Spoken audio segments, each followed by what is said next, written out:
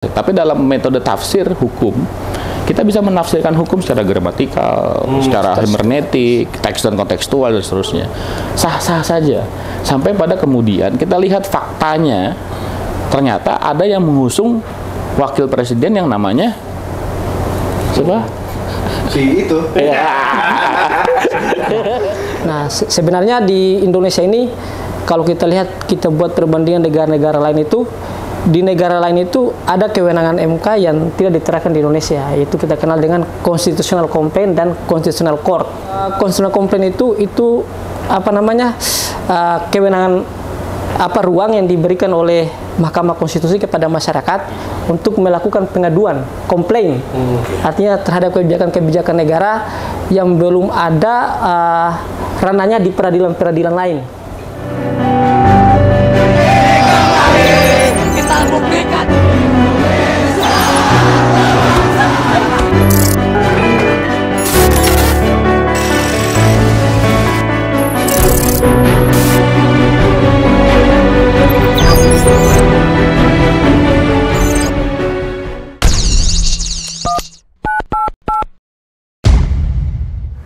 Halo Sobat Bangsa, kembali lagi di channel Fostrap, Forum Strategis Arah Bangsa, bersama saya Bayu dan host kita yang lagi irnenya hot-hotnya nih, Irada. Nah, ini kita juga lagi kedatangan tamu ya. Udah lama nih kita kedatangan tamu juga gitu. Kemarin-kemarin kan kita membahas gosip-gosip situasi nasional. Nah, tamu kita juga kita akan ngajak untuk bergosip-gosip tentang situasi nasional. Bergosip juga nih. Oke, terima kasih atas tamu yang udah datang. Mungkin bisa dikenalkan dari yang senior dulu. Tak kenal kata saya. Baik, assalamualaikum warahmatullahi wabarakatuh. Waalaikumsalam. Perkenalkan, saya Marjan Miharja. S1 saya kuliah di UNAS, S2 di Jayabaya, S3 di Jayabaya. Hari ini saya diundang oleh podcast ini untuk hadir. Tentunya saya tidak mau bergosip. Paling tidak membagi apa pemikiran lah, sharing session lah gitu. Itu aja, saya tinggal di Cawang. Oh, oke. Aktivitas Pak Dokter. Aktivitas saya itu ya dosen lah hari-hari di Sekolah Tinggi Ilmu Hukum IBLAM. Selebihnya ya paling jadi narasumber gitu kan. Jadi ahli. Itu aja. Oke, selanjutnya. Ya, terima kasih, suatu kebanggaan yang sangat luar biasa. Apresiasi kepada tim Poskat ini yang telah mengundang saya. Perkenalkan, nama saya Dalili. Aktivitas saya hari-hari sebagai advokat atau aktivitas lain ya sering menulis dan sebagainya, mendampingi masyarakat kalau ada masalah-masalah. Dulu S1 saya di Universitas Hairun Ternate Provinsi Maluku Utara. Setelah itu saya lanjut di Magister Hukum Universitas Nasional Jakarta. Mungkin cukup. Berarti itu basicnya hukum semua ya? Hukum semua. Dan UNAS Connection. Oh, UNAS Connection. Oke. Dapat juga tuh. Gue isip sendiri. Ini juga IBLAM Connection kan? Kita tetanggaan. Tentang connection. Ya tetangga masa gitu. Bicara tentang hukum nih kan lagi rame nih sekarang nih. Lagi anget-angetnya kayaknya nih masalah hukum di Indonesia ini kan lagi dapat porsi yang agak sedikit lebih, agak sedikit hampir menyamai gosip artis, infotainment kan gitu loh. Karena dengan kejadian-kejadian yang kemarin sempat bisa dibilang keputusan-keputusan agak viral gitu. Nah, mungkin udah banyak juga yang beranggapan tentang apa yang dilakukan tentang terutama keputusan MK kemarin gitu loh, yang dianggap apa ya, tidak pas kali ya, atau gimana? Kalau kata Pak Mahfud itu dari awal udah nggak bener gitu loh, akhirnya diputuskan untuk menjadi kayak gitu, akhirnya sekarang diajukan ke apa namanya, etik. Oh ya, ke situ. Nah sekarang kalau dari Pak Dokter sendiri melihatnya ini sebenarnya fenomena apa sih kalau dilihat secara akademis sebenarnya gitu? Apakah memang kalau dilihat secara akademis pun bahwa ini firm, ini untuk menggiring seseorang mau kemana kan gitu, untuk meluruskan kayak gimana. Sedangkan yang setahu saya itu hakim tidak boleh memutuskan apapun segala perkara yang ada hubungan dengan keluarga, yang ada hubungan dengan kerabatan, kayak gitu. Nah ini kan terlihat sekali gitu walaupun tidak disebut. Sebenarnya itu bukan pertanyaan ya, itu pernyataan sebenarnya. Karena di balik pernyataan, iya pernyataan dia sudah mengarah sebenarnya. Cuman secara konsep ilmu perundang-undangan itu tidak tidak menyebutkan orang yang dimaksud. Jadi isunya kan 40 tahun ya. Terus kemudian keputusannya dia pernah menjabat atau sedang menjabat kepala daerah. Hakim yang lain mengatakan levelnya gubernur tingkat provinsi atau tingkat kabupaten kota. Itu namanya dissenting opinion. Nah, akhirnya masyarakat sekiranya ini tergiring opininya nih karena pas tahun politik. Kalau keputusan MK itu diputuskan misalkan berlaku next election, mungkin itu bisa relate untuk mengakomodir generasi muda. Karena generasi muda kita ini kan 4.0, 5.0 gitu kan. Udah artificial intelligence dan seterusnya. Kalau old system itu kan ya administratif, yang bisa bikin susah tambah susah, yang bikin lama tambah lama gitu kan. Sekarang kan susah ngapain gampang kan? Iya gitu. Nah, perspektifnya saya membatasi dirinya pada politik hukumnya saja, tidak sampai ke politik praktisnya. Memang masyarakat menyorot gitu kan, tidak bisa dinafikan juga. Cuman kan kita belum tahu apakah kandidat yang ketiga kemudian mengusung wakilnya yang dimaksud sesuai oleh host tadi kan. Kita lihat gitu kan, kita lihat gitu. Kalau saya sebut Gibran tambah tenar dia. Kan kita nggak di-endorse dia. Nah, itu kurang lebih pemantiknya. Nah, saya pengen mengatakan begini. Kita ini memang konsep dalam konstitusi kita itu negara hukum. Begitu. Tapi pada praktiknya kita negara kekuasaan. Bayangkan presidensil tapi multipartai. Hari ini presiden dipilih oleh partai politik atau gabungan partai politik. Artinya secara formal presiden, tapi secara non formalnya ketum. Iya benar. Iya. Itu yang kita lihat tidak bisa lepas cawe-cawe politik. Karena dalam dunia politik semua orang pengen menang. Tapi itu kan selama tadi seperti yang bilang, selama tidak menyebutkan nama secara spesifik, sebenarnya nggak ada masalah kan secara hukum, sah-sah aja kan. Aman. Tapi sesuai kriteria ini kan cuma itu doang gitu. Kayaknya kan nggak ada gitu yang diputuskan itu kan. Iya, akhirnya masyarakat tergiring. Nah, inilah yang namanya pada konteks analisis dan argumentasi hukum ada mata kuliah di situ, ada berpikir fallacy, berpikir yang memang salah, ada praduga begitu kan. Nah, boleh-boleh saja di iklim demokrasi kayak sampean bicara begitu boleh-boleh saja. Tapi dalam metode tafsir hukum kita bisa menafsirkan hukum secara gramatikal, secara hermeneutik, teks dan kontekstual dan seterusnya. Sah-sah saja. Sampai pada kemudian kita lihat faktanya, ternyata ada yang mengusung wakil presiden yang namanya siapa? Si itu. Ya. Siapa pangeran lah? Iya, diingetin gitu. Oh iya, gue gak diedor sama dia. Iya. Nah, posisinya itu sah-sah saja, sah-sah saja. Tapi yang saya ingin sampaikan bahwa jangan sampai kemudian antara putusan hakim MK begitu sama dengan kenyataan politik praktisnya akhirnya jadi pembenaran. Akhirnya match. Nah, itu yang pusing tuh. Iya. Itu yang pusing. Ini diambang kemetsan nih. Diambang kemetsan. Itu yang pusing. Kenapa saya bilang pusing? Karena ternyata bisa disetting. Karena ada hakim MK yang mengatakan sekelebatan perubahannya kan. Iya. Sekelebatan. Ini bukan dalam hitungan hari berarti kan. Sekelebatan itu berarti saat kita meremblok, itu kelebat itu kan. Iya. Artinya nanti masyarakat bisa mengasumsikan masyarakat ya, bisa mengasumsikan bahwa MK ini disetir, karena ada hubungannya antara ketua MK dengan nikahnya dia dengan adiknya Presiden Jokowi. Akhirnya menghubung-hubungkan. Jadi teorinya teori cocokologi kan. Kalau sudah cocokologi, ya gimana? Masyarakat kita kan pada tingkat pendidikannya berbeda-beda ya. Ada yang fanatik buta, ada yang memang smart people gitu kan. Ya, kita bisa melihat di sisi itu. Tapi Pak Dokter, kalau ini kan masyarakat pasti agak bingung juga. Bingungnya kenapa? Karena ketika dalam proses pengambilan keputusan ataupun dissenting opini tadi ada yang kemudian berbeda dan sebagainya. Ini biasanya kalau lihat di MK kan secara teoretik keputusannya kan menolak ataupun diterima dan sebagainya, itu gimana tuh? Saya memang kalau melihat putusan MK dari mulai Undang-Undang Cipta Kerja, terus terakhir putusan tentang bakal calon presiden wakil presiden, saya tidak bisa melepaskan anasir orang yang mencurigai ada kekuatan politik yang interven.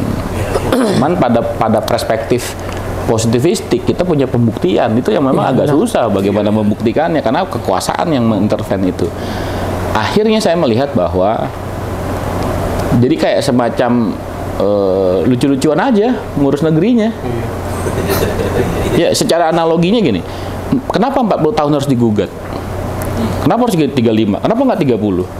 Apa argumentasinya 35 adalah batas terakhir orang daftar kerja? Di atas 35, berarti Anda sudah punya pengalaman, observasi dan seterusnya, bisa jadi pemimpin daerah atau pemimpin negeri sekalipun. Gitu. Dasar apa gitu? Iya. Satu sisi saya juga melihat bahwa kaderisasi partai politik di Indonesia ini kan juga lemah. Buktinya apa? Parlemen threshold 20%. Katanya demokrasi, tapi di ujung kita dikunci. Nggak banyak pilihannya. Satu sisi, ini yang saya jadi garis bawahnya nih. Katanya demokrasi, pilar demokrasi. Tapi ketum partai tidak dibatasi 2 periode. Betul. Iya, bahasanya gini. Kalau demokrasi adalah pilarnya, demokrasi adalah partai politik, bagaimana representatif partai politik mampu melahirkan kader-kader yang memang dibutuhkan oleh bangsa kita pada semua isu kan? Artinya orangnya tidak itu-itu aja. Bahkan dulu ada kan di DPR itu yang mengatakan Korea ini nih gimana? Oh iya. Bos. Ya kan bahasanya Korea itu kan. Tapi itu fakta. Kenyataan kita bahwa pengelolaan partai politik dengan parliamentary threshold tadi misalkan itu menggambarkan bagaimana tata kelola negara kita yang kemudian di awalnya dengan demokrasi tapi saat dikelolanya secara korporat. Tapi kalau kita bilang corporate kayaknya hampir semua ini ya, ini yang ada di Indonesia entah dari sisi politik, sisi kenegaraan atau apa, itu kayaknya dilihat dari sisi ekonomi gitu loh akhirnya kan gitu, plus minus gitu. Ini ada untungnya nggak nih kan kayak gitu loh. Jadi bukan lagi kita bicara masalah kepentingan masyarakat umum gitu loh. Tapi ketika partai mengambil keputusan, ini menguntungkan partai atau tidak gitu pada akhirnya. Nah, kayak yang tadi dibilang bahwa kenapa ketua umum nggak dibantu? Waktu itu saya pernah nanya ke salah satu partai yang sampai sekarang nggak diganti-ganti itu kan. Gitu. Ada banyak tuh. Karena saya nggak mau lepasnya anaknya sekarang jadi ketua kan gitu kan. Nah, kalau yang satu lagi mungkin jadiin ketua tapi partainya akan goyah kayaknya. Nah, itu mereka berdalih dengan kata kita masih membutuhkan figurnya gitu, masih membutuhkan ketokohannya untuk mempersatukan ini. Terus kalau misalnya tokohnya bukan dia, ini partai akan terpecah belah. Berarti kaderisasi kalian nggak jalan dong, kan gitu kan? Berarti masih dengan penolakan cara lama gitu. Nah, berkaitan dengan hal ini tadi sama putusannya. Nah, kalau dari sisi koalisi. Jadi itu kayak gimana tuh sebenarnya? Si praktisi Pak. Praktisinya. Benar ini gimana yang dilihat nih? Baik, sebenarnya saya melihat fenomena hukum tata negara kita saat ini memang mengalami suatu pergeseran gitu. Pergeseran boleh dikatakan ada hal-hal yang perlu dikoreksi dan dievaluasi oleh kita bersama. Termasuk salah satunya adalah para praktisi hukum, baik itu dari akademisi, praktisi maupun yang lain-lain. Untuk melihat fenomena putusan Mahkamah Konstitusi yang beberapa hari yang lalu telah diputus, yang nomor 90 itu ya kalau nggak salah ya. Sebelum saya masuk pada satu kesimpulan, saya mencoba memakai 3 pendekatan. Kenapa sehingga MK ini mengeluarkan putusan yang seperti ini gitu. Yang pertama pendekatan secara filosofi dan historisnya, yang kedua pendekatan sosiologisnya dan teoritiknya, dan ketiga itu pendekatan normatifnya. Putusan ini kan lahir dari sebuah judicial review atau pengujian undang-undang terhadap undang-undang dasar. Nah, mungkin saya coba feedback ke belakang dulu, meskipun ini agak klasik, tetapi penting kiranya kita berrefer ke hal-hal yang masa lalu berkaitan dengan kelembagaan negara sehingga menghasilkan suatu keputusan seperti ini. Mahkamah Konstitusi ini kan suatu lembaga yang memang dilahirkan sebagai bentuk penyaluran prinsip check and balance untuk mengontrol kebijakan-kebijakan lembaga legislatif maupun yudikatif. Sebelum praktik ini terjadi, yang kita kenal dulu dengan kasusnya mungkin cikal bakalnya di Amerika, Marbury versus Madison itu, kan sebelum Masehi itu kan Athena itu, ibu kota Yunani kuno itu kalau nggak salah, sudah ada praktik-praktik seperti ini. Bagaimana apa namanya nih, meskipun lembaganya itu belum dibakukan dalam bentuk sebuah mahkamah gitu ya, tapi praktik peraturan di bawah itu tidak bisa bertentangan atau melampaui ke peraturan di atas itu udah praktek, udah ada di mana kita kenal dengan istilah nomoi atau saat ini konstitusi, dan dulu itu ada keputusan yang namanya psimas. Artinya di Yunani kuno itu sudah mempraktekkan bahwa psimas ini tidak bisa bertentangan atau melampaui yang telah diatur oleh nomoi. Seiring dengan perkembangan zaman, memang mungkin di negara-negara Eropa seperti Jerman, Prancis, itu kan udah ada praktek-praktek gini juga di abad-abad ke-17 itu. Nah, masuklah hingga mungkin di daerah Portugal juga itu udah ada namanya apa itu, bisa pokoknya sejenis itulah ya.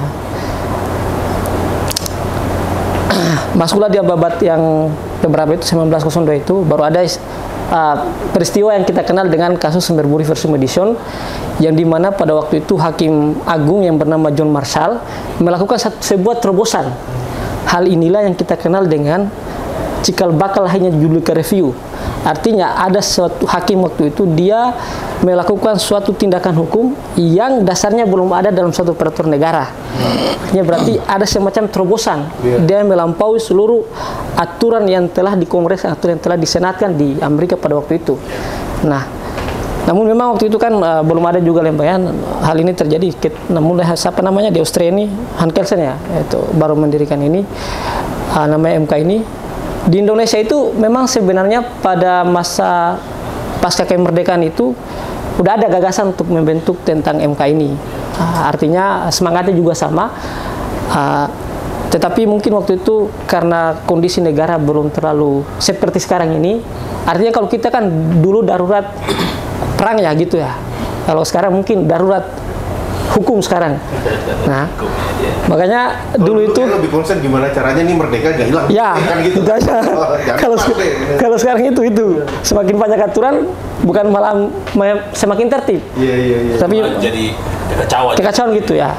Ada indikasi ke situlah. Nah, dulu waktu itu sempat dihembuskan gagasan MK ini, tetapi Supomo dan Yami itu pro kontra, akhirnya udah diputuskan jangan dulu karena memang kita fokus merdeka aja dulu udah. Karena memang melihat dulu kekuasaan Orde Lama, Orde Baru berjalan, istilahnya ada ketimpangan-ketimpangan. Ya, mulai dari pemakzulan presiden yang tidak prosedur, kebebasan yang tidak terlalu diekspresikan. Ya, bergulir informasi, terjadilah amandemen kan, kurang lebih di amandemen ketiga baru MK ini dilahirkan dengan 4 kewenangan, 1 kewajiban yang saat ini termuat dalam pasal 24C ya, yang dimana Mahkamah Konstitusi berwenang mengadili pada tingkat pertama dan terakhir sifatnya final, yang menguji undang-undang dasar yang kita kenal dengan judicial review itu, memutus lembaga negara,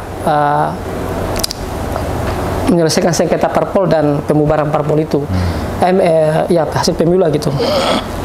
Yang pastinya kan semua kewenangan ini punya latar belakang tersendiri. Kenapa 4 kewenangan ini ada dan 1 kewajiban memutus pemakzulan presiden itu ada.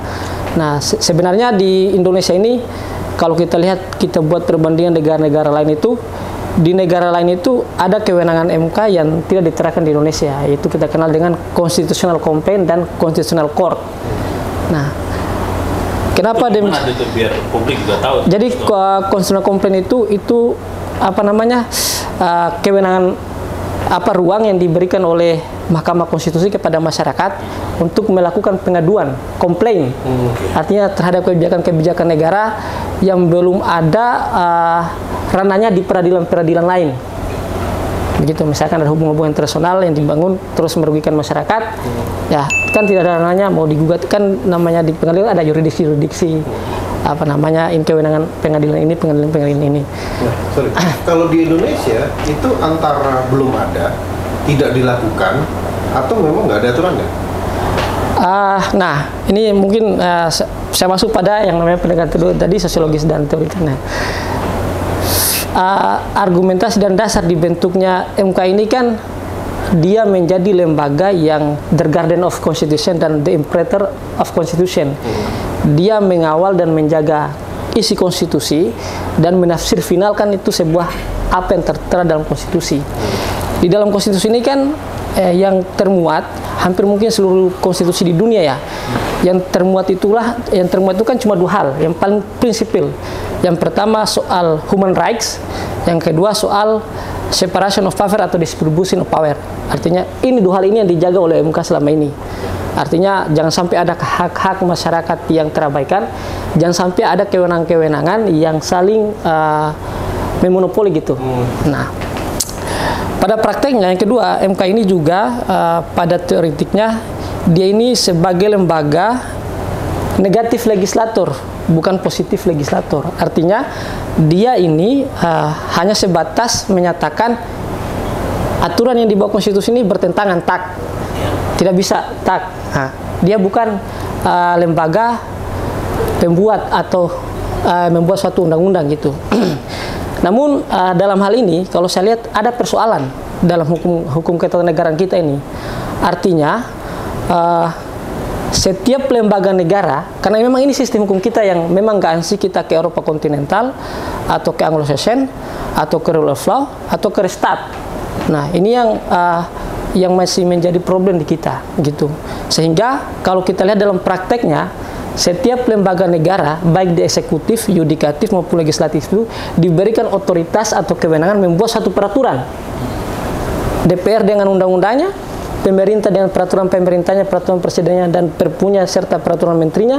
Di yudikatif ada PMK, ada PMA, ada jurisprudensi, dan itu mengikat kita semua. Artinya kalaupun kita mengatakan bahwa ANSI DPR itu adalah lembaga yang membuat undang-undang, tetapi dalam prakteknya itu demikian. Semua lembaga itu diberikan kewenangan untuk membuat satu aturan.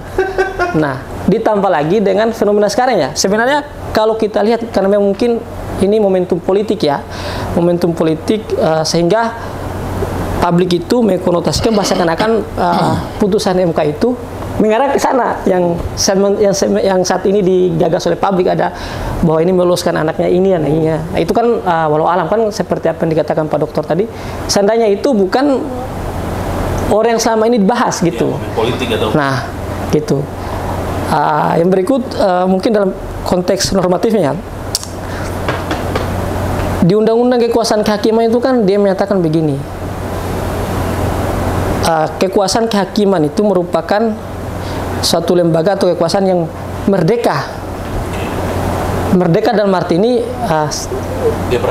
dia berhak memutuskan suatu perkara yang diajukan kepadanya dengan catatan ada yang kita kenal dengan namanya, kalau dipidanakan ultra petitum, di MK itu ultra petita, bahwa Mahkamah Konstitusi tidak bisa memutus suatu perkara di luar yang dimohonkan oleh pemohon. Nah, sebenarnya kan ini kalau kita lihat MK ini sudah melampaui eksistensinya sebagai negatif legislator, dia udah positif legislator. Tetapi kalau kita melihat beberapa putusan yang MK itu yang sebelum sama, ada juga putusan-putusan itu yang sudah hal seperti itu.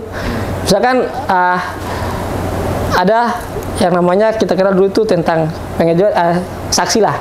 Saksi dulu kan ya harus melihat sendiri, ini sendiri. Tetapi kan dirubah, diajukan di MK. Dikabulkan itu bahwa saksi itu ada namanya saksi deoditum, itu tidak harus melihat langsung, bisa melihat dalam bentuk tayangan media begitu, dia bisa dijadikan saksi visual gitu. Artinya kan itu kalau memang merubah kayak seperti sekarang, kenapa nggak di DPR, kenapa harus MK? Cuma karena memang sebenarnya kalau kita lihat mungkin kalau saya lihat dulu itu udah beberapa banyak sih yang putusan-putusan yang sifatnya hampir sampai gitu, yang sifatnya udah positif legislator lah gitu. Cuma sekarang yang menjadi problem itu sekarang ini karena memang berdekatan dengan momentum aja. Mungkin demikian. Tapi setiap keputusan MK kan mau suka tidak suka harus dilaksanakan berarti kan. Iya. Ketika sudah diputuskan, entah bagaimanapun latar belakang yang membelakangi dari keputusan tersebut kan itu. Nah, ketika keputusan itu dianggap sepertinya tidak bagus, berarti sudah tidak ada yang bisa kita lakukan lagi berarti. Gitu kira-kira Pak Dokter. Kalau pada konteks prolegnas, program legislasi nasional itu ada hasil putusan MK yang kemudian masuk ke parlemen untuk diundangkan. Diundangkan ya. Jadi ada amandemen di situ. Persoalannya saat putusan MK itu masuk di prolegnas, keinginan parpol mau nggak? Kayak undang-undang aset perampasan aset. Iya. Nah itu kan, Iya benar. ya kan? Yang Itu sekarang juga dibahas. lama kan? Gitu. Nah, kalau judicial review yang kemarin itu Pak Dokter, itu akankah berpengaruh juga pada PKPU nggak? Ya pasti berdampak karena kan KPU pelaksana ya. Pelaksana, ya. Nah persoalannya begini, apakah mengacu kepada putusan MK otomatis langsung karena final and binding, atau memang nanti di injury time ini DPR merubah undang-undang pemilu tadi, dicantumkan pasalnya itu. Amandemen lagi berarti? Iya, kan tadi disampaikan sama kawan kita nih. Artinya semua lini bisa punya produk hukumnya kan? Iya. Iya. Itu. Ini yang menjadi problem. Akhirnya kita bingung juga nih yang mana nih gitu. Iya. Kadang-kadang kan kita bingungnya gitu kan. Iya, problemnya itu. Produk hukum udah terbentuk. Terus tahu-tahu sini bikin produk yang bertentangan. Terus dihajar lagi sama produknya siapa lagi. Nah ini negara sebenarnya mau dibawa kemana kan gitu Kalau loh. Bro dan ini melihat spirit di antara hakim yang kemudian menyetujui usia 40 dan menganulir yang harus kepala daerah dan dia sementara menjalani sebagai kepala daerah, itu kira-kira dasar secara psikologis gimana dia? Sebenarnya gini, Yang diperjuangkan nilai apa sebenarnya yang harus kemudian menyetujui gitu, sedangkan yang lain nolak gitu, kira-kira gimana? kan dalam fenomena kemarin itu kan dissenting opinion kan kurang lebih 4 ya. Yang 2 setuju ya, setuju. Yang ketiga itu cuma berbeda ini aja. Frasa yang harus gubernur ya. Sebenarnya dalam setiap keputusan lembaga negara manapun pasti menu kontroversi. Tidak ada satu lembaga negara yang memutuskan suatu produk hukum itu pro semua.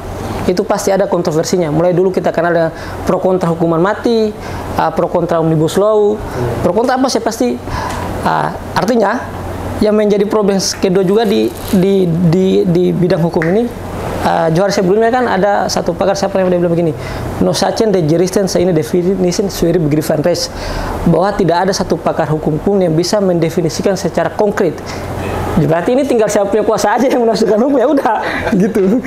Nah sebenarnya beberapa putusan MK itu kalau kita melihat jauh-jauh sebelumnya ya, spiritnya itu kalau MK sudah memutuskan sesuatu yang pada ranah positif legislator, itu spiritnya itu cuma satu, persoalan hak asasi manusia.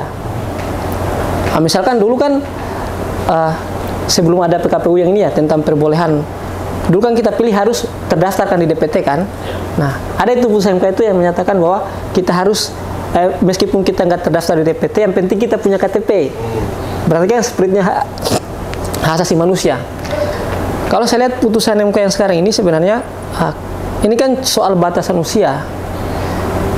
Kalau kita melihat pemimpin-pemimpin sebelumnya ya, 4 hari yang lalu kalau nggak salah di Ekuador itu ada presiden terpilih usianya 35 tahun. Oh iya. 3 hari yang lalu itu.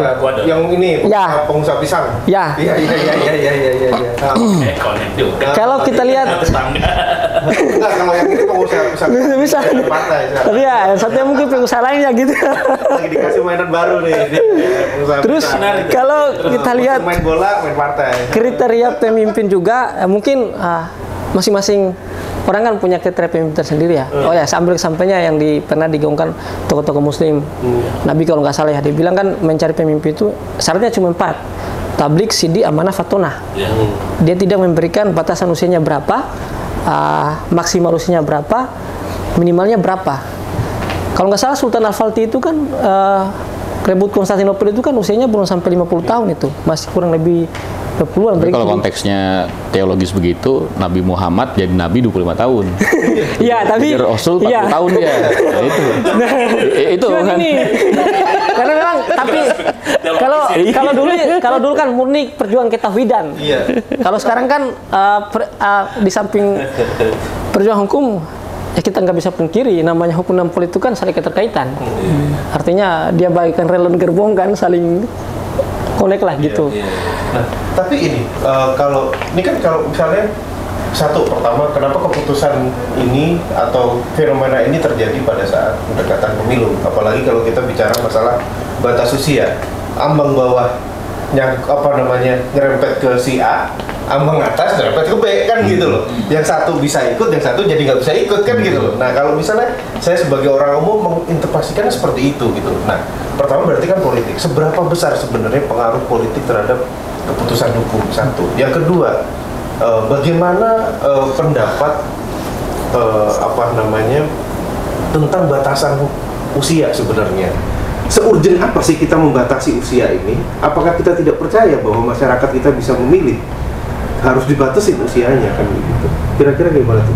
Nah persoalannya sekarang saat kepentingannya tidak terakomodir, tiba-tiba bikin perpu, tiba-tiba intervensi, tiba-tiba begini, tiba-tiba begitu.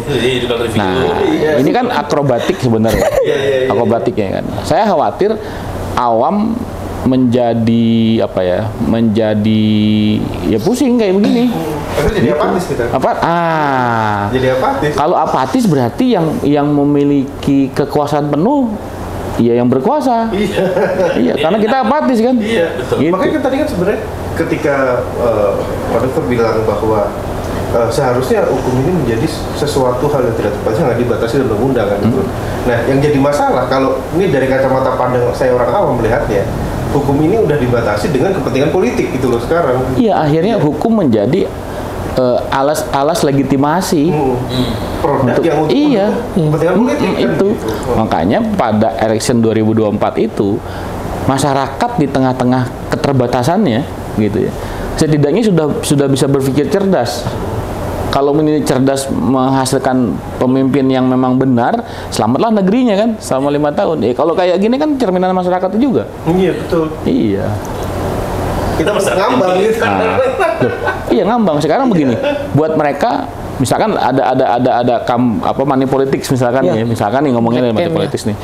Buat tokoh-tokoh mungkin buat orang-orang tertentu 200.000 gede. Kecil, tapi buat masyarakat yang besok belum makan 200.000 itu kan gede. Dia tidak berpikir lagi tentang kedaulatan, tapi bagaimana hari ini bertahan hidup. Nah, secara konteks sosiologisnya, kalau ngomong kayak tadi, jangan-jangan ada kaitannya nih miskin, politik, sama demokrasi. Nah, kan kata kuncinya itu bisa kita sambungkan. Nah, kalau tadi disampaikan dengan konteks dari awal saya bicara bahwa saya tidak bisa menafikan bahwa putusan MK ini ada kaitannya dengan kepentingan politik dan merucut kepada orang tertentu atau tokoh muda tertentu, tidak. Tapi dalam konteks formalnya, konteks normatifnya, ya nggak disebut nama kan. Iya. Gitu. Tapi Pak Dokter, dengan insiden kemarin, apakah ini menjadi semacam ancaman masa depan untuk hukum kita di Indonesia? Itu gimana? Begini, kalau kita lihat salah satu orang yang sudah mendaftarkan ke KPU nih, ada yang profesor hukum, ada yang sarjana hukum, nah gitu kan? Dua lagi ya. Saya tidak mengatakan bahwa ada harapan, gitu, karena belum tentu jadi atau jadi juga, saya nggak tahu juga nih. Tapi perspektif hari ini memang alat untuk menjaga kepentingannya melalui instrumen hukum. Kak, bayangin aja sekarang nih, ada teori viral. Iya. Kalau viral proses. Kalau nggak viral, no justice no viral. No justice no viral. Sekarang viral itu menjadi pilar negara. Iya. Pilar kekuasaan negara. Tapi pertanyaan sekarang begini, viralnya di TV nasional apa di medsos? Bayangin aja, TV nasional siapa yang kuasain? Pengusaha. Siapa pengusahanya? Yang punya partai. Enggak, artinya ada anasir yang kalau kita ngomongin secara teoritikal, saya khawatir yang dengerin podcast kita ini tidak seluruhnya kalangan akademisi. Jadi kita memang harus masuk kepada bahasa yang mudah dipahami. Betul. Artinya ada diskusi dan dialektika. Terlepas pro dan kontra pasti selalu ada. Ini sih saya agak nyeleneh dikit nih. Saat Rocky Gerung misalkan bilang bajingan tolol, ingat ya itu? Iya. Ini ada kaitannya dengan politik dinasti, politik oligarki dan seterusnya. Saya bilang begini, kalau saya ngomong status di Facebook atau di status WA saya dan seterusnya, tangkap Rocky Gerung, adil seadil-adilnya, tapi viralin kayak waktu zaman Ahok. Iya. Ya, di TV nasional buka, jadi nanti masyarakat dapat edukasi. Iya. Kayak kasus kopi sianida, kan di viral. Iya. Kasus Habib Rizik, ya kan? Dan itu ada satu teori baru tentang kopi sianida. Kenapa diviralkan lagi di Netflix? Apakah ini ada pengalihan isu kan? Nah, konspirasi, teori konspirasi. Apapun yang terjadi itu menjadi teori konspirasi. Hiperrealita. Iya. Nah, itu yang saya dari tadi coba menangkap sinyal gaya kita menyampaikan pada forum malam hari ini sebenarnya gitu kan. Gitu. Terlepas pro kontra lah ya, terlepas pro kontra. Nah, tapi bagaimana secara praktisi sebenarnya melihat masa depan hukum kita ini akan seperti apa kalau kejadiannya kayak gitu? Seperti tadi kan udah dibilang bahwa banyak sebenarnya keputusan MK itu yang agak nyeleneh dalam tanda kutip kan gitu. Nah, terus nextnya mau kayak gimana nih kalau kayak gini masih dipertahankan? Oke, calonnya memang ada yang benar-benar ahli hukum dan sarjana hukum gitu loh. Tapi seperti tadi yang dibilang belum tentu jadi kan. Gitu. Ya optimis aja sih. Gitu.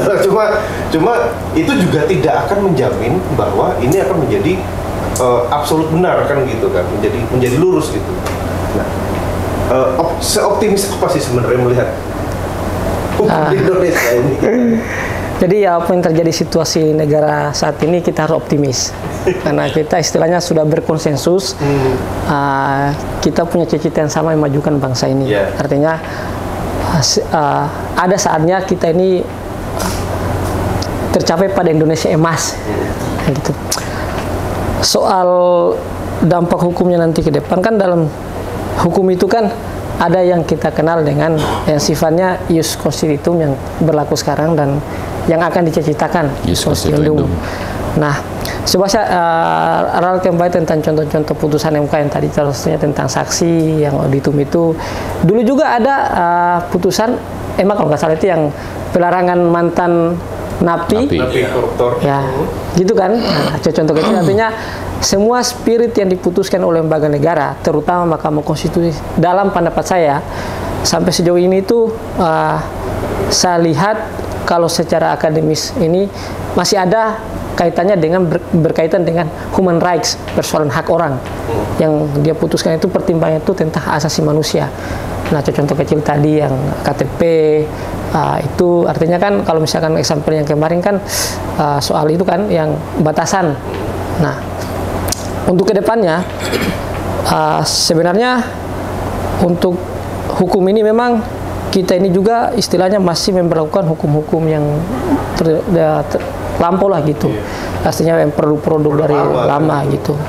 Yang kita bicara sekarang ini bagaimana kalau saya bicara fenomena penegakan hukum itu ya mungkin sampai sekarang ini saya masih mengagungkan apa yang digagas oleh Friedman.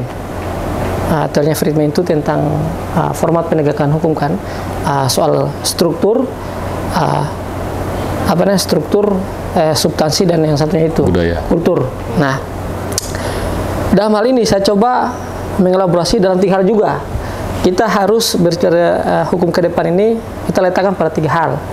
Yang pertama kita bicara soal reposisi, eksistensi dan orientasi. 3 ini, bagaimana kita mereposisi kembali format hukum kita, berangkat dari sistemnya, orang-orangnya, maupun apakah kultur itu kita mau kita mau internalisasi nilai-nilai hukum adat yang berlaku di Indonesia atau agama-agama yang berlaku kita internalisasi dalam hukum format hukum baku nasional kita, dan orientasinya ke depan untuk apa gitu.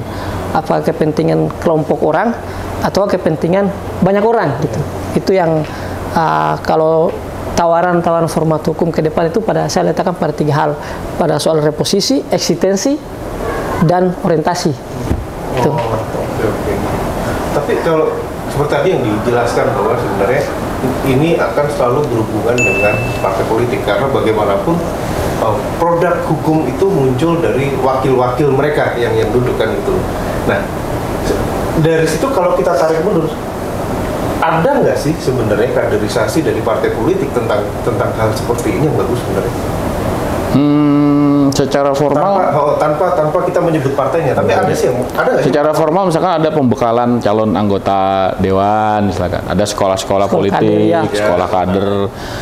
Tapi kan seremonial dari sebelum ada gitu loh. iya, artinya itu sudah membaik lah daripada di era-era orde baru, orde lama, orde baru dan seterusnya gitu kan. Tapi memang belum menyentuh pada substansi. Apa substansinya? Bahwa partai politik itu kan pilar demokrasi. Kemudian demokrasi dari rakyat kembali rakyat untuk rakyat kan gitu. Nah, persoalannya rakyatnya itu aja kan. Ya, artinya tidak ada siklus gitu loh, siklus yang kesempatan semua warga negara yang mulai dari 35 tahun tadi yang bisa mendaftar jadi partai politik, jadi calon presiden atau wakil presiden. Iya. Kalau memang itu aksesnya dibuka, berarti nggak mengerucut sama satu orang kan? Iya. Semua kita yang usia di 35 tahun berarti punya kesempatan yang sama. Soal hak tadi kan, iya, hak yang sama ya. Iya, Equality berarti masuk. ya. Tapi persoalan karena kepentingan tadi gitu loh. Keputusan yang kemarin yang sempat dianggap sebagai insiden dan sebagainya itu bisa mengakomodir dengan dasar pakai spirit hak yang sama. Betul, asal pilar demokrasinya partai politik itu regulasi pengkaderannya, kepemimpinannya dibuka. Iya. Jadi 35 tahun ini buat kita semua. Iya. Iya. Jadi bukan cuma anak si O atau si E gitu ya. Iya, gitu. Lu bisa juga, Pak? Bisa. Bisa. Jadi semua kan warga negara punya hak yang sama kan? Masalahnya kan gue belum pernah jadi kepala daerah. Itu masalah kamu kan? Masalahnya kan kita nggak ada akses. Bapak saya orang biasa-biasa saja. Tapi gini menariknya gini. Kenapa harus dimasukin poin tentang harus menjadi seorang kepala daerah atau lagi menjalankan sedang memimpin sebagai kepala daerah? Sebenarnya itu alas hukum saja, argumentasi hukum saja sebenarnya. Itu kan bisa kita bantah. Iya. Kalau begitu gubernur, wali kota, bupati, camat, lurah, kepala desa, RW, RT boleh. Iya. Kalau nanti ada yang berkepentingan, Betul. kalau sampean usia misalkan mau 35 tahun tapi belum pernah menjabat, gugat lagi ke MK. Jangan cuma gubernur, wali kota, bupati. RT juga boleh dong. Nggak, narasinya nih. Iya. Ya kan kepentingannya kan? Iya, keren. Kepentingannya kan? Karena kalau kita ngomongin sekarang tadi disinggung teori Friedman tentang struktur, substansi, budaya. Sekarang ada namanya Dr. Rahmat itu mengatakan teori teknologi hukum. Iya. Nah, itu Gitu. iya kan? Tapi relate dengan zamannya kan? Iya, betul. Lah, kalau kayak begini ini kemudian dari wali kota jadi gubernur jadi presiden, boleh dong dari RT RW lurah camat jadi bupati wali kota. Ya kan demokrasi. Kalaupun nanti kemudian dibilangnya, wah ini kosnya mahal, siapa suruh milih demokrasi kayak begini?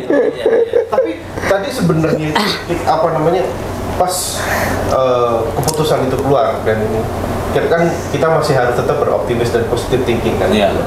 Nah, cuma ada satu hal yang menggelitik seperti tadi yang di awal dibilang bahwa semua mempunyai porsi yang sama dan mempunyai kesempatan yang sama. Cuma kenapa harus ada kriteria pernah menjabat A, B, C? Nah, kalau memang itu bisa dihapus, berarti benar tadi ini membuka kesempatan untuk para generasi muda kan sebenarnya. Iya kan yang gugat kepentingannya kan, yang ada kepentingannya sebenarnya lagi kepentingan kan bukan lagi menjabat atau pernah menjabat.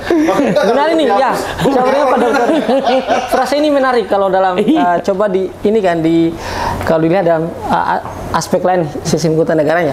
Kan yang menjadi problem sekarang itu kan penambahan frasa pasal itu aja kan. 40 tahun tetapi dan atau dia pernah menjabat atau sedang menjabat sebagai kepala daerah. Kalau kita lihat video yang kemarin kita nonton YouTube itu kan salah satu dasarnya itu karena kenapa dia pernah menjabat kepala daerah itu diakomodir karena dia telah mendapatkan kepercayaan rakyat terhadap kedudukannya itu. Sedangkan harusnya kan gini, harusnya kalau idealnya itu, kalaupun untuk membuka ruang kebebasan untuk semua orang ya, jangan frasanya sebagai kepala daerah, tetapi dia pernah menduduki jabatan publik pemerintahan. Mulai dari yang seperti dikatakan Pak Dokter tadi itu, mulai dari presiden, bupati, wali kota, sampai kepala desa. Karena begini, kedudukan kepala desa, bupati, gubernur, maupun lembaga negara yang lain, secara hierarki iya, dia struktural. Tetapi secara legitimasi undang-undang, atribusi delegasi mandat kewenangannya itu sama. Mereka itu, ya secara politik dipilih, tetapi kewenangan yang mereka lakukan itu berangkat dari undang-undang. Bupati diberi kewenangan oleh undang-undang. Undang-undang kepala daerah kan. Kepala desa diberi kewenangan juga oleh undang-undang. Sebenarnya secara kedudukan sistem hukum itu, mereka itu legitimasi hukumnya sama. Setara begitu. Artinya dari segi kewenangan ya diberikan oleh undang-undang. Dan yang problem sekarang itu satu juga saya temukan mungkin agak bergeser dari yang ini. Tapi ada kaitannya juga tentang hal yang politik. Salah satu problem sekarang kita itu ya maaf saja, parpol ini punya kewenangan yang sifatnya sentralistik. Artinya segala keputusan-keputusan itu masih diputuskan oleh Dewan Pengurus Pusat, gitu.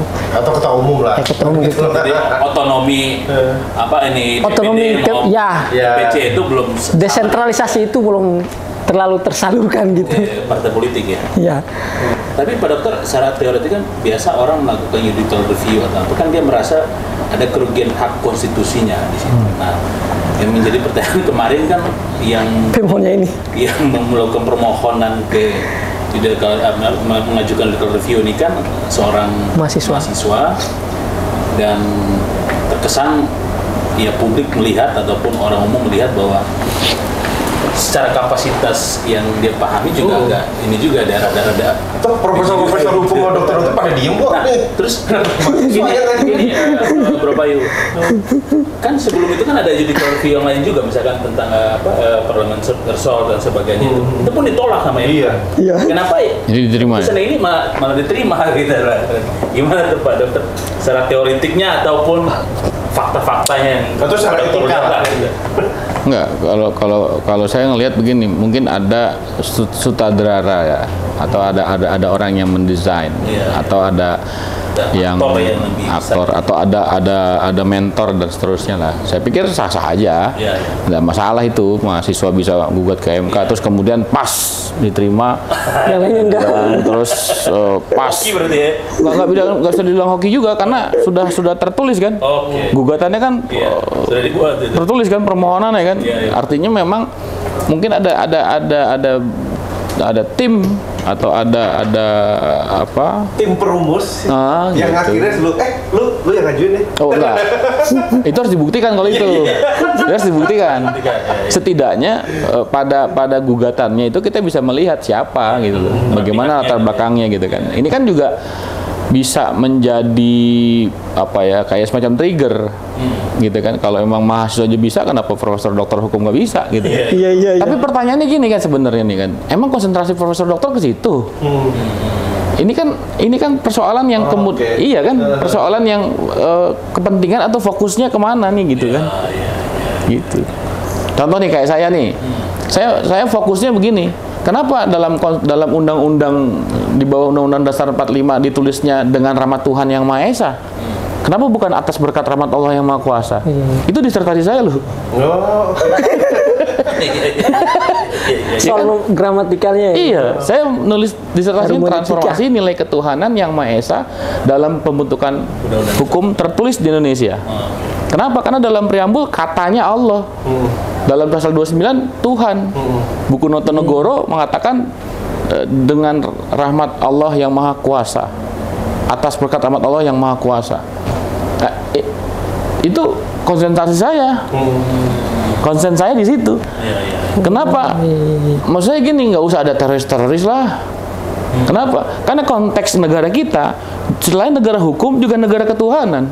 Negara agama gitu. Enggak, saya nggak bilang negara agama, negara ketuhanan. Ketuhanan, iya. Berarti semua orang yang bertuhan boleh tinggal di sini. Itu konsen saya di situ. Oke. Ini contoh aja. Bodoh amat Iya, gitu kan. gitu kan. Iya. itu Tapi secara konteks, secara teksnya, Iya. preambul Allah katanya, bukan subhanahu wa ta'ala, bukan. Tapi Allah. Iya.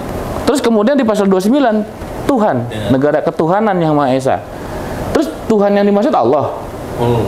Itu nanti Islam dong. Lah kan sudah dihukum positif kan? Iya. Iya. Iya dong. Kan konsentrasinya ke situ saya. Iya. Kalau tadi mahasiswa tadi bisa sampai sukses begitu, udah suruh nulis disertasi aja. Keren kan? Iya. Ada novelty-nya kan? Itulah dosen, itulah guru. Kenapa? Tadi optimisme itu bukan sekedar dari sisi praktek, tapi saya sebagai pendidik juga punya optimisme. Jadi politik garam, Iya. nggak kelihatan, nggak ada warnanya, tapi berasa gitu. Tapi rasanya. Iya, gitu. Itu yang saya jawab mungkin dalam perspektif filosofis gitu loh ya. Iya, benar. Tidak langsung saya tancap karena memang tidak ada kepentingan apa-apa saya juga di situ. Paham lah itu. Lagi nggak nyalek ya? Apalagi capres ya. Mungkin belum kalau periode berikutnya ya. Bang Bayu, kita kan nggak tahu tiba-tiba Pak Dokter mungkin jadi salah satu calon hakim MK kan kita Amin. berharap juga ke depan ada terobosan yang terbaik. Pilihan hidup saya adalah guru. Oh, Pilihan hidup saya guru. Jadi istiqomah saya di guru. mengajar aja ya. Karena nggak mungkin semua saya kerjain. Saya jadi advokat juga. Ada sih izin praktik udah. Tapi saya nggak mungkin juga jalanin itu. Saya harus jadi begini. Enggak semua bisa saya tanganin kok. Jadi saya istiqomah jadi guru, udah. Karena juga harus ada yang jaga itu kan. Betul. Kalau semua jadi pengacara, ntar siapa yang jadi gurunya? Kenapa saya bilang guru? Karena undang-undangnya guru besar gitu. Kalau saya bilang dosen, nanti dosen besar kan nggak ada. Guru besar ya. Guru besar gitu. Betul. Jadi jadi suluh lah. Jadi orang yang ayo optimisnya tuh bener-bener dari mulai berangkat dari dunia pendidikan, diskusi kayak begini kan. Iya, benar. Jadi kita diskusi ketawa-tawa gini kan juga tidak terlalu rumit. Kan? Iya, betul. Orang elit juga bercanda ngurusin negaranya. Namanya nongkrong-nongkrong nasional. Berbicara tentang itu, bagaimana pendapat para tamu berdua ini Iya.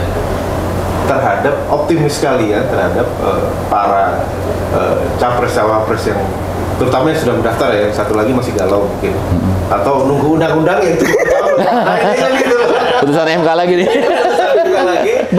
Kalau kemarin kan Batas maksimal. minimal. Minimal, sekarang maksimal. Sekarang kita nunggu Iya, batas makanya maksimal.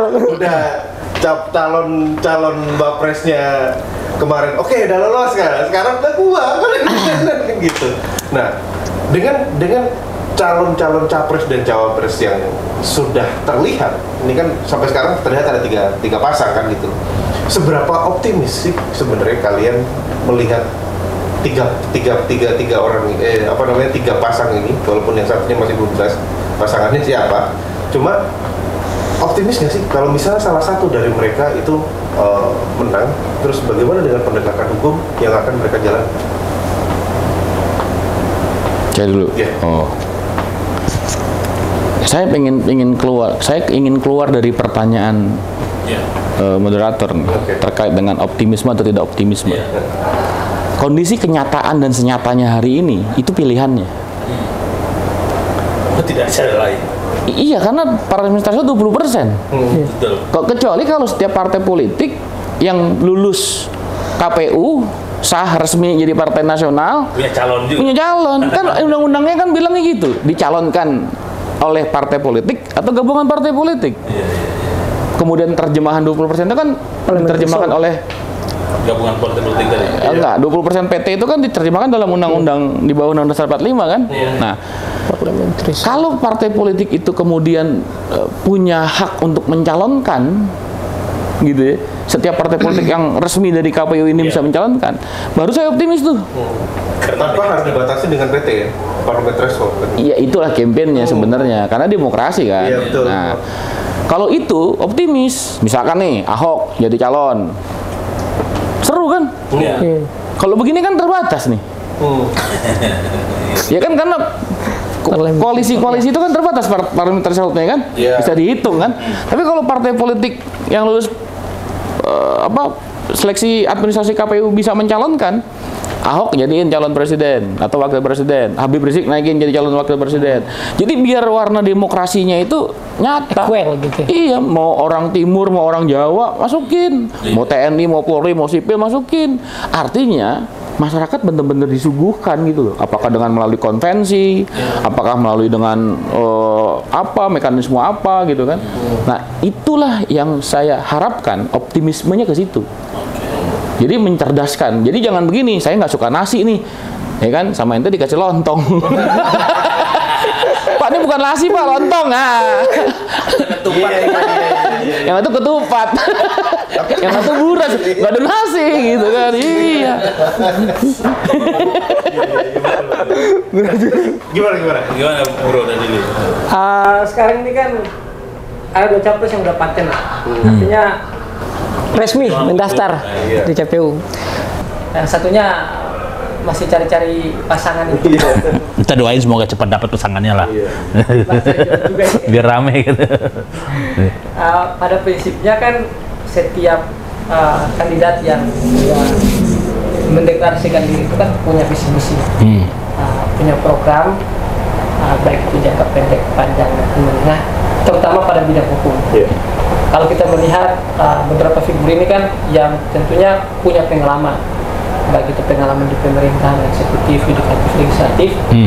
Ya, istilahnya bekal pengalaman pemerintahnya tuh Sudah. gitu. Oke.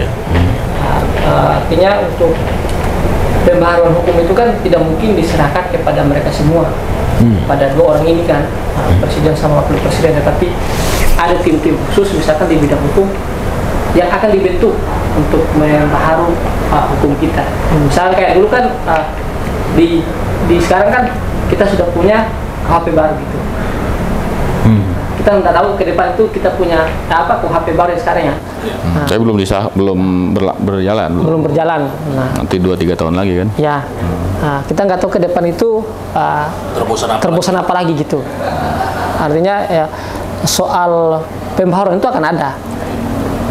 Baik itu seperti apa pembaharuannya kan kita nggak tahu. Yaitu urusan tim-tim hukumnya nanti gitu. Gitu. Atau ada prioritas program kerja tentang apa masa depan hukum kita atau penegakan hukum lah. Kalau istilah kandidat yang satu kan ke depan kita tetap akan berupaya agar kepastian hukum harus tetap jelas. Jadi kalau cuma kepastian hukum aja, saya khawatir gini kita jadi negara tirani. Iya, saya khawatir. Kalau hanya kepastian hukum aja nih, karena formal ada pasalnya, terbukti unsurnya masuk. Sikat. Pasti, ya. Saya ingin sampaikan bahwa kalau kepastian hukum padanannya dengan keadilan dan kemanfaatan. Jangan cuman keadilan kemanfaatan bisa dinikmati oleh segelintir orang, segelintir elit atau segelintir orang yang punya fulus gitu. Tapi semua kita bisa mengakses keadilan dan kemanfaatan tadi. Karena pada term saya, pada konsep pemikiran saya, kalau hukum hanya aspek kepastian hukum saja tanpa menyandingkan dengan keadilan kemanfaatan, otoritarian. Oke. Masuk akal sih. Masuk hati juga. Masuk hati. Iya.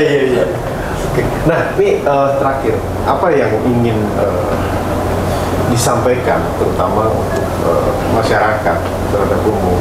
Bagaimana cara kita melihat hukum ini sebenarnya kita mau melihatnya seperti apa kalau secara umum gitu?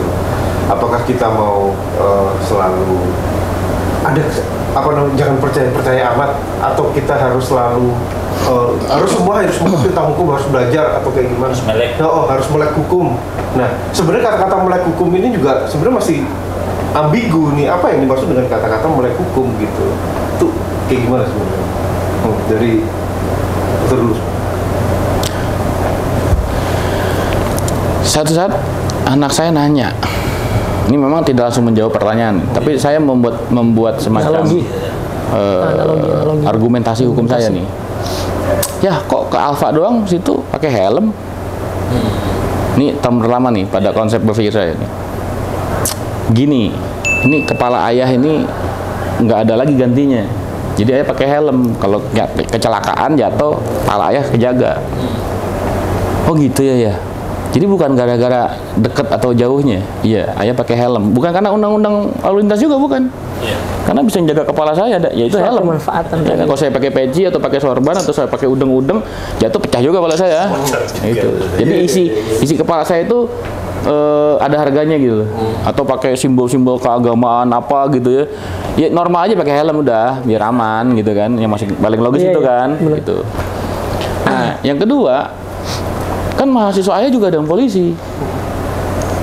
Kalau sampai saya pakai helm, nggak pakai helm nih jalan raya nih, terus selamat siang Pak Marjan. Pak Marjan, Dosen saya. silakan Pak jalan Pak. Malu tuh saya. Iya. Bukannya sombong-sombongan Iya, merasa privilege. enggak, malu malah saya itu. Jadi saya ingin mendidik bahwa ada moral, ada etik, ada adab, ada akhlak. Kenapa saya tidak membunuh? Kenapa saya tidak melanggar lampu merah? Karena buat keselamatan diri saya. Betul. Oke. Gitu. Jadi secara tidak langsung menjawab tuh. Iya. Analoginya dapat sih, Oke. Karena kalau masyarakat tidak sadar hukum, ya korbannya di sendiri. Jangan suruh bangun dulu, orang lagi nggak sadar. Tapi kan nggak sadar. Bangun, orang tidur, orang gila kan. Iya. Pestanya bubar. Iya. Terus gimana? Bro, tadi. Kalau saya itu bercita-cita besar ya, bahwa masyarakat itu punya kesadaran kritis untuk melihat fenomena hukum saat ini. Artinya dia bisa menjadi, kita masyarakat umum bisa menjadi garda terdepan untuk mengawal dan menjaga martabat hukum, karena Indonesia ini kan negara hukum. Yeah. Kalau bukan masyarakat umumnya yang jaga, siapa lagi gitu. Artinya semacam ada program untuk kesadaran hukum gitu dari pemerintah kepada masyarakat gitu, agar masyarakat itu supaya tidak seakan-akan kita ditindas oleh hukum, dijalimi oleh sebuah peraturan gitu. Artinya dalam kondisi itu masyarakat bisa mengkanternya, bisa melihat oh ini loh. Nah, karena kesadaran hukum itu juga untuk kemajuan negara. Gitu. Mungkin demikian. Oke. Tapi menarik sih, dalam beberapa dekade ini masyarakat kita udah mulai partisipasi ya, mulai dari kasus Sambo, terus kasus terakhir juga yang kemarin, orang semua pada rame-rame untuk ngobrol, ini kok negara kita kok begini, keputusan kok begini. Jadi artinya dengan sendirinya masyarakat terus dengan ada kasus ini mereka pun belajar bersama gitu ya. Paling nggak gini sih, dengan adanya beberapa kasus yang sedang, kalau bahasa sekarang kita sebutnya sedang viral ya di bidang hukum, itu atensi masyarakat terhadap hukum agak sedikit naik nih, gitu loh.